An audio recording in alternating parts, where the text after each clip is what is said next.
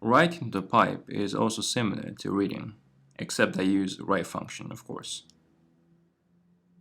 Create a new pipe and then attach it to the standard input of the child process. So here I'm setting the shell with cat command, which basically echoes back the input to the output. And that output is then being directed to the buffer on the right.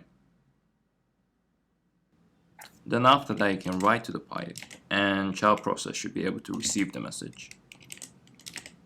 To close the input, use shutdown and close. Shutdown is specific for the input right side of the pipe.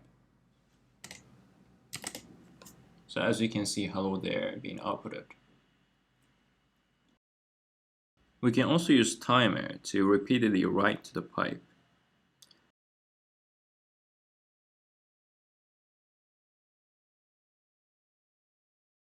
So here this writes the count every 1 second.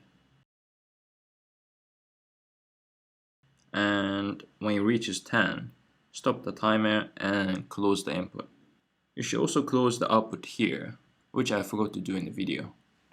So let me just clear the log first and run the timer.